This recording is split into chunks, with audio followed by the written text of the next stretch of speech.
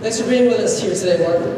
Thank you, Barrett, for the introduction. One thing I want to say is that I regret not joining Tencent before the IPO.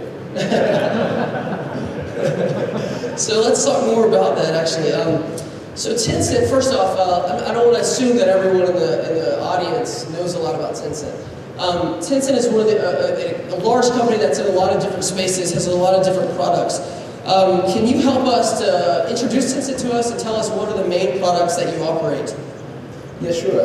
Tencent is I would say, an internet platform company with the mission of leveraging internet technology to improve people's quality of life. So in line with that mission, we actually have launched a pretty large number of products and services, mostly in China. But at the core of Tencent is actually a social company. I think that's really sort of the foundation where Tencent is built from. And we started off to be an instant messaging company. Over the years, launched social network, launched social media, and also got onto the mobile messaging space. So if you look at sort of the social infrastructure we have the largest instant messaging platform in China with more than 800 million active users on a monthly basis.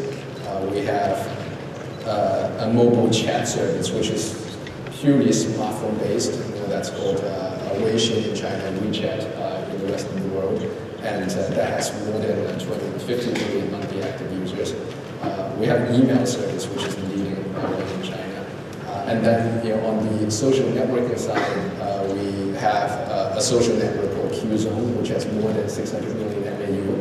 And we have a social media, Tencent microblog, which has more than 200 million MAU. So that's sort of the crust of our social franchise. And over the years, we actually leveraged that to actually move into other areas of internet, including online games. So by now, we are the leading online game company in China,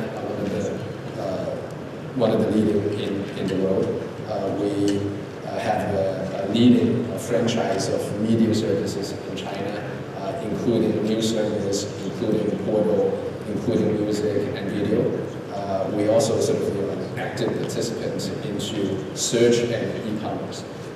So that's sort of the portfolio of services that Tencent provides. So I think you might have mentioned some stats here, but let's reiterate. So overall, what are some user numbers? Overall users or monthly actives? I'm not sure what you guys, what's your main key user metric? But how do you measure, and what are some of those key metrics? Well, I think if you look at scale, as I said, it's the monthly active users that we look at. So if you look at our instant messaging service QQ, which sort of has been around since day one, it's a PC and mobile phone-based service. So on a combined basis, there's more than 800 million active user accounts on QQ, and out of that, more than half is actually on smartphone. We do have a smartphone, only chat service called Wechat, and that has more than 250 million monthly active users. Okay. All right, so let's go back to that 100 billion market cap stat that we just talked about a few minutes ago. So obviously, few companies have attained such a market cap. What do you believe are the key strategies? Obviously, you've been a key point. You've been there since the IPO, well, essentially since the IPO at some level. What are the key strategies that have brought Tencent to this point? How are you going to continue this growth? Yeah, well, it's an interesting question because when I was a banker, what I learned was actually that when the employees start actually checking their share price on a daily basis and pay more attention to that than user experience, then sort of that spells a demise for the company. So I think part of our gene is actually sort of to forget about sort of the commercial side of it. Is more focused on sort of what do you actually work on a day-to-day basis to bring better user experience to the users. I think that's actually sort of a core culture of Tencent, and it's a little bit soft, right? That's actually the I would say the core that actually gets Tencent going. People get more excited about a change in terms of the user feature, which gets users excited. People get excited about, for example, last night we were talking about product managers' an idea of using sort of those error pages to actually feature lost children's pictures, and that actually helped people, parents to actually find these children, and that's the kind of thing that gets people excited. So I think that's sort of has to be the core of the Tencent's culture. But apart from that, from a business perspective, I would say a number of factors. Number one is the fact that Tencent is a platform, internet platform company, and by platform we actually sort of provide the kind of infrastructure for people to interact with each other on a daily basis. I think that's actually a very important aspect because it brings a lot of network effect. It brings your services very close to the users on a daily basis. So in a way, it actually helps our services to be sort of very close with the users. I think number two is the fact that we actually have been able to manage certain strategic disruptions within the industry in a quite a lucky or quite a timely way. If you look at sort of the history of our growth, I think the first disruption really comes when asynchronous social network actually starts to disrupt sort of instant messaging. So if you look at a lot of other parts of the world, when Facebook comes around and sort of instant messaging actually sort of starts to disappear. I think we were the company which actually sort of integrated social network with instant message, and as a result, we were able to, I would say, maintain our franchise in China.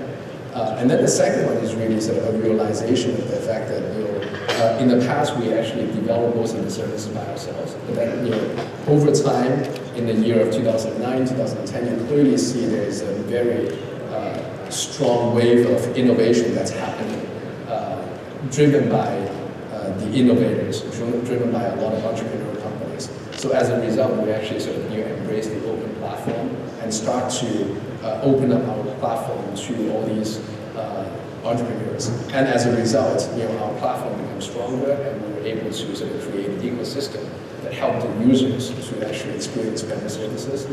I would say sort of the latest disruption is really mobile disruption, which we have been able to get onto the wave with a number of different products and services.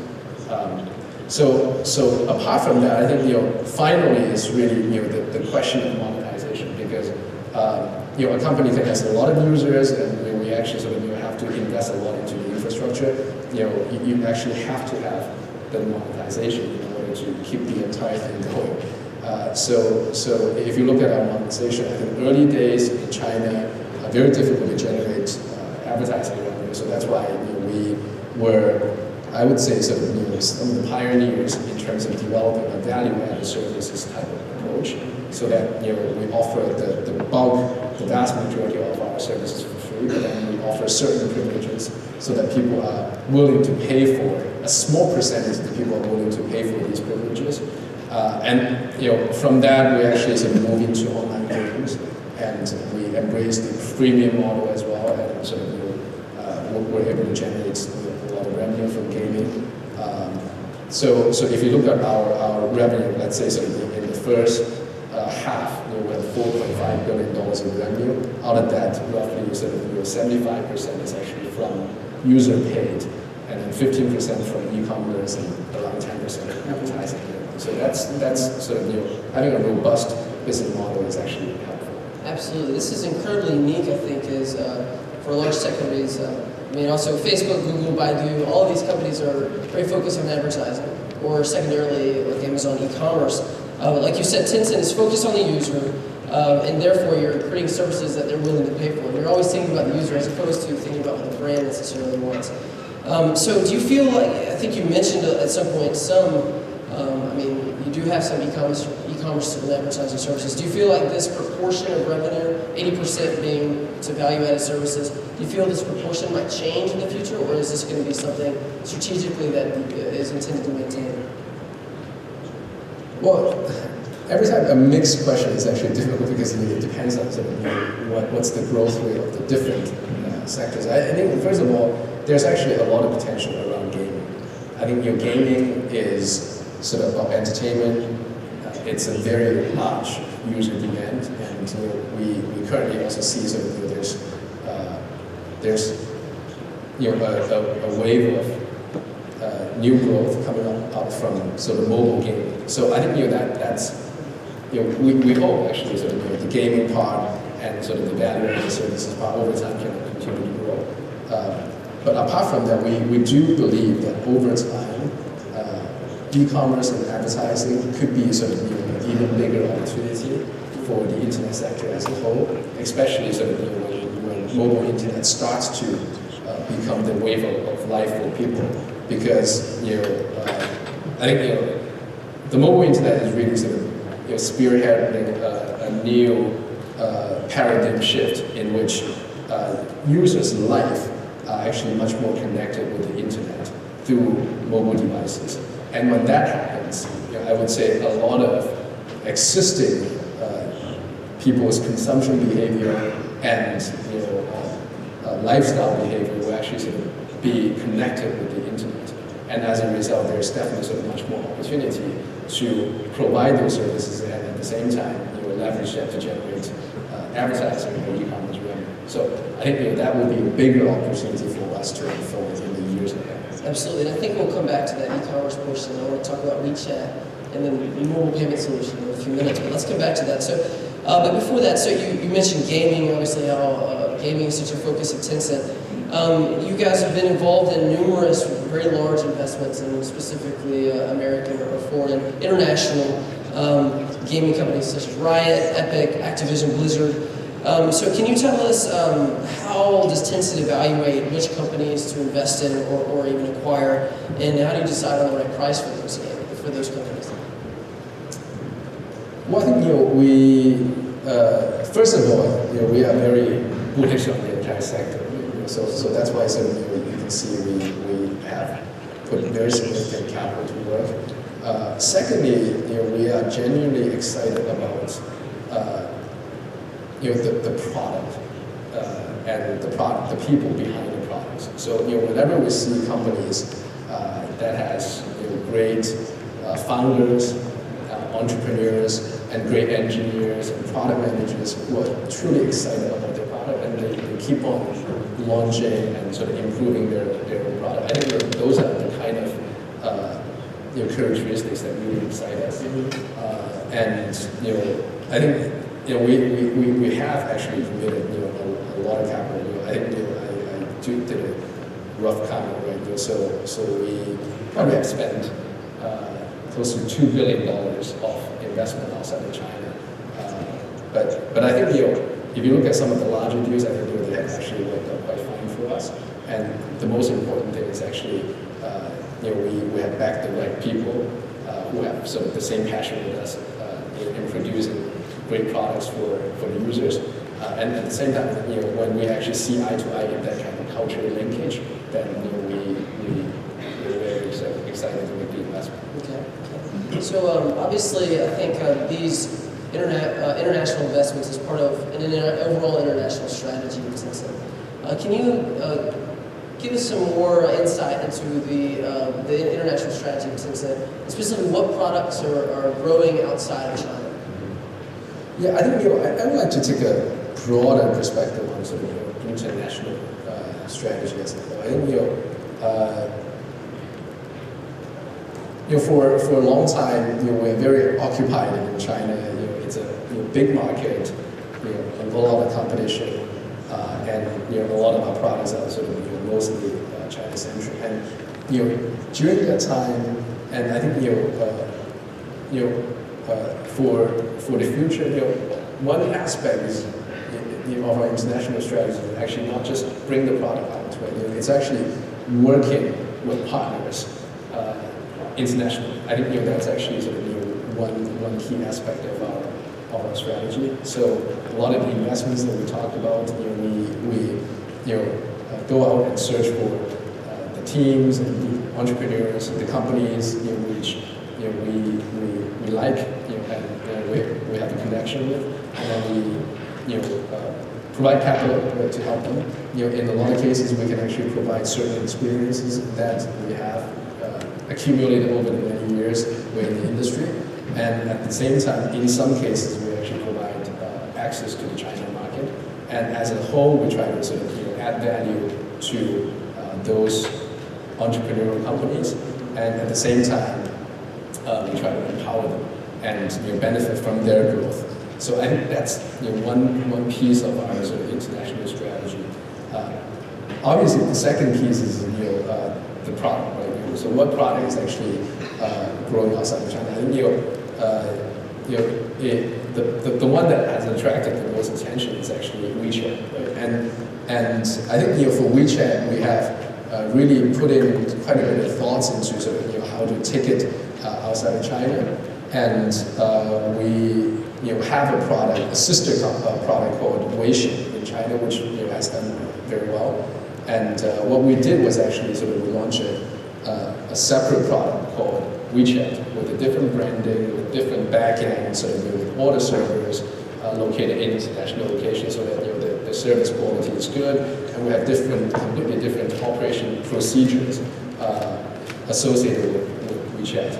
Right, so the two services, Wechat and Wechat, can be actually considered two different services, but they interconnect so that the people on the two networks can actually talk to each other. I think that's the way we have architected Wechat, and with that, we are actually able to custom made Wechat for the international audience, and even sort of for local audience in each one of the different countries. So we have backed it up with a lot of marketing resources, and at the same time, I think over time we felt for Wechat we could actually sort of experiment something a little bit different from the normal platform extension strategy. So if you look at the existing internet platform in the world, it's mainly sort of one uniform platform that basically sort of cover every single country, and it's pretty much driven from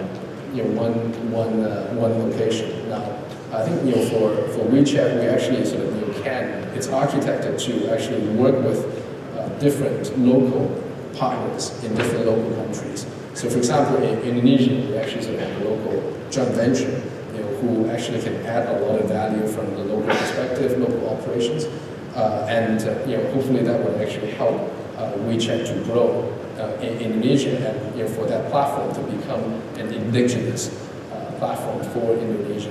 Right? So I think that's the kind of model that over time we want to experiment and push. So you mentioned Indonesia there. What other countries are you especially targeting specifically for Wechat growth? Well, it's sort of the usual suspect. Right? A lot of sort of Southeast Asian countries, because there's a lot of large population, right? And we target certain countries in Europe, for example, Italy. We target quite a few countries in Latin America, so Mexico, Brazil, Argentina, and U.S. is a tougher market, right? But we do have an office here. We do have a team who are sort of trying to think about how we can do it differently in the U.S. To provide a differentiated service for the U.S. audience. That's a good point. So tell me, there's obviously quite a few different messengers out there.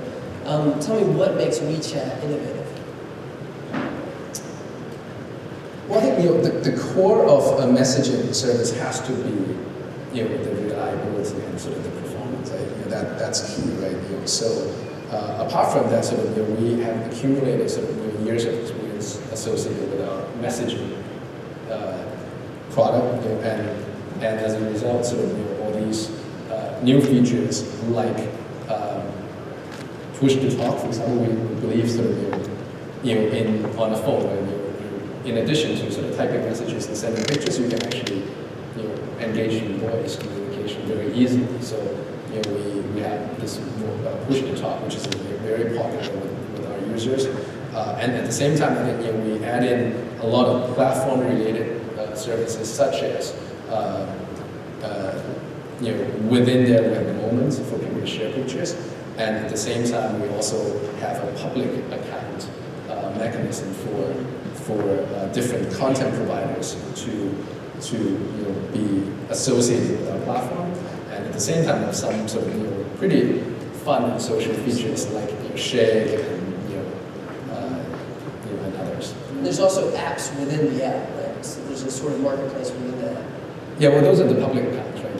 That sort of right now, it's mainly given to the content providers.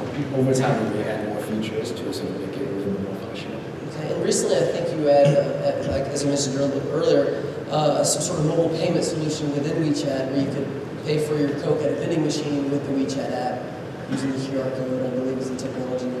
Can you tell me more about that and other kind of innovative services like that? Yeah, I think mobile payment is actually sort of quite core. Right? If you look at sort of the core of our business model is actually providing value-added services and also sort of providing gaming, which actually sort of we need to allow people to pay for those items and gaming experiences. Right? So that's why we need to have a payment mechanism that's within the application. Now, if we're on iOS, it's actually relatively easy, right? Because you can actually just go through the App Store. But then sort of if you're on Android, then sort of the payment mechanism is not sort of completely clear, right? So that's why we want to be able to provide a payment solution within the app itself, so that it actually can allow users to pay for a lot of the services that's associated with the app. Over time, the one that you talk about is really more an experimentation, whether a mobile app can actually work with certain offline devices so that a payment can be made. Right? So what you're referring to is really a company that we work with, which sort of put in vending machines in a lot of the MTR stations, and by using the WeChat payment, people can actually pay for a Coke, for example. Right? So those are experiments at this point in time. But I think over time, as mobile internet continues to tie in with people's life more closely, maybe there will be more opportunities around that. You mentioned earlier that the social networks at one point kind of ate the instant messengers a little bit. Do you see these new messaging apps, specifically WeChat, having any sort of opportunity to now eat the social networks? Well, I think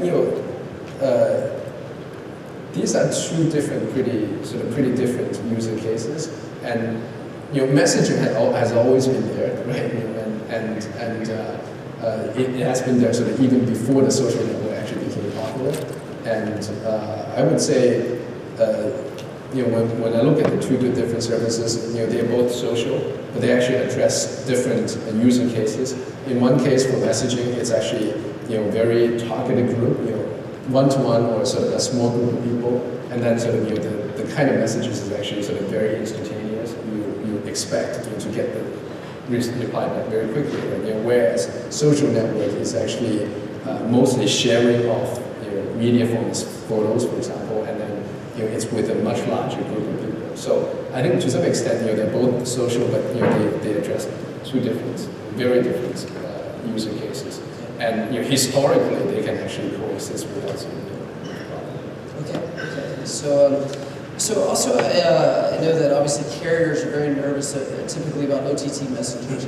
And I know at one point China Mobile even tried to make WeChat users pay on some level. So how do you foresee the future of WeChat's relationships with carriers?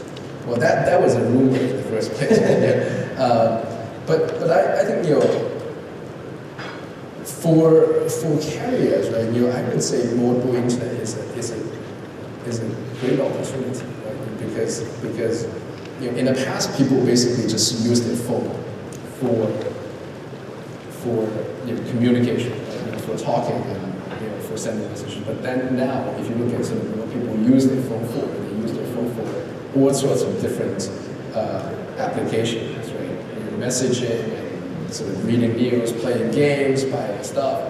right? And for carriers is a unique opportunity to extend the level of reach with the users. And unlike fixed line internet, where the carriers really don't know who actually sort of sits behind the computer, and there's always a joke that it may be a dog sitting behind the computer, right? But on mobile internet, basically sort of, every single person is actually well identified with payment relationship. So I think there's a unique opportunity for carriers to really do more around their activities, right? Around the value add to the users. And I think we're very happy to be partners with them in this new paradigm.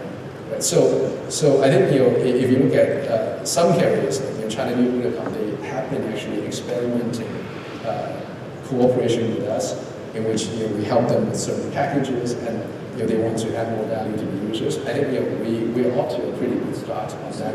And over time, we are very open and excited about sort of working with the carriers more to extend this relationship and extend their reach of the users to more activities over time.